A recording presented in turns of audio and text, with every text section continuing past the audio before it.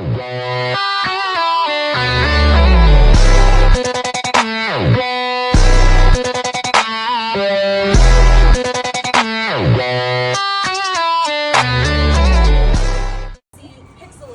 like a QR code.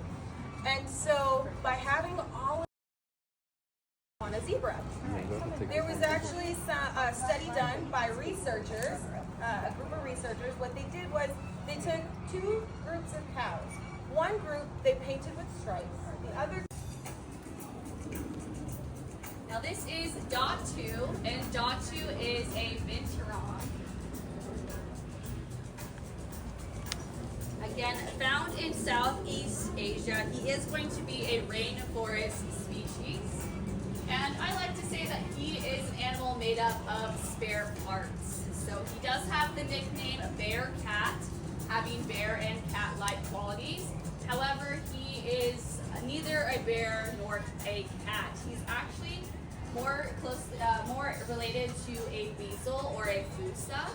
So those kind of really weasel-like ant creatures that are able to kind of get into small spaces and move around. He has a very long prehensile tail that might look similar to an anteater tail. And here he might show off that bear-like behavior. Standing up on those hind legs.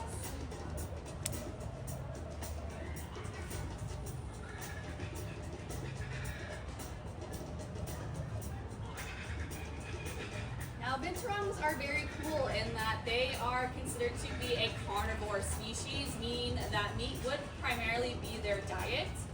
And having a prehensile tail makes them one of two carnivore species that have a prehensile tail. You have the binturong that you see before you, and the other species is called a kinkajou, and they are found in South America. If I was a predator out in Africa, I would not want to mess with a porcupine. There's really no good advantage point for you to grab them because they're just covered in those quills. But if predators do decide to try to face a porcupine, what porcupines will do is they'll start stomping their feet, they'll start making a grunting noise. They might also make that rattling noise as well. It is a quasi, our South African caped porcupine. She's out here with her wildlife specialist, Marielle.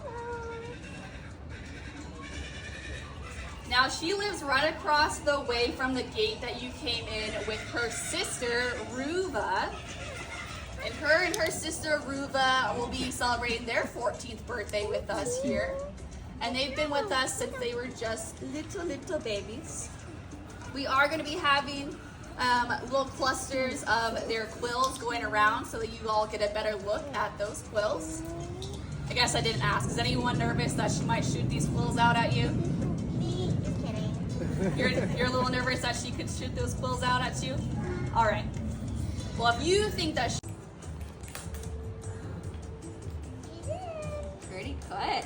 You can probably see maybe those of you over here closer to the front end. She rotates that walnut in her hand, trying to find the weak point and then breaking open that walnut. Super easy, super quick, a lot better than we can with our hands, right? We would need to get a nutcracker or maybe a hammer or something to open up a walnut.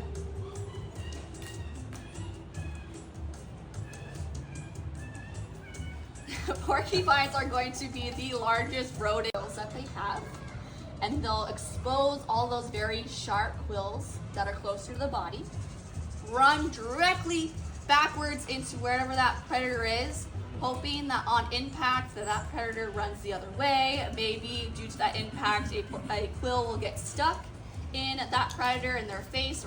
Is not slated to participate in the species survival plan, but his sisters are.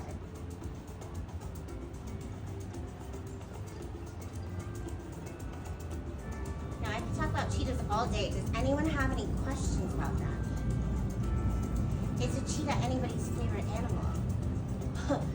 Thought so. He's definitely one of mine too.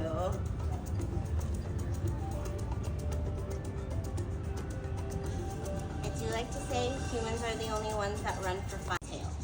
So being that it's trained and he participates voluntarily, it's less stress for him, less stress for our vet staff, and for for our care specialist as well. So he's doing another lie down too. He's nice and relaxed. I will say of the cheetahs that we have, he's the best at doing the voluntary blood draws and the voluntary injection training too. Her, which I think is very cute. Yeah, sometimes they can reach up to 70. I will say Jabula probably not. Of the 4 cheetahs that we have that live here at the San Diego Zoo, he likes to saunter. He sways. He moves very slowly. And right now, Susan is doing a husbandry behavior with him. So it looks like she's just trying to hold his paws. But actually, that is part of Tadala and the Seti also stick their tongues out from what I hear. And you can tell a lot about what a cat is designed for by looking at its body shape. So if you look at Jabula, he's nice and long and lean. She's got a smaller head. Helps them to be very, very aerodynamic when they're running. He's got a nice flexible spine, really enlarged rib cage, I should say, that house enlarged lungs because they do have the capacity to run so fast. And that really lovely tail that he has acts like a rudder. So if a cheetah is running after like a Thompson's gazelle, that's one of their favorite prey items. Let's say that gazelle breaks and goes a different direction. That cheetah can whip its tail around and almost in midair turn and go that same direction very quickly. So this species is the world's fastest land mammal. Does anybody know about how fast they can run? I know, he's so handsome, right? So everyone, this is Susan and Heidi, joined by one of our South African cheetahs. This is Jabula.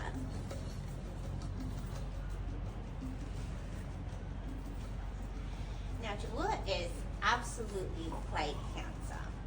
So right now he's not doing it, but about 90% of the day he sticks his tongue out, which I think is so endearing and cute.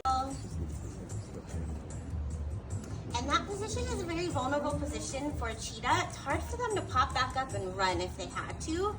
So that shows a lot of trust with this care specialist.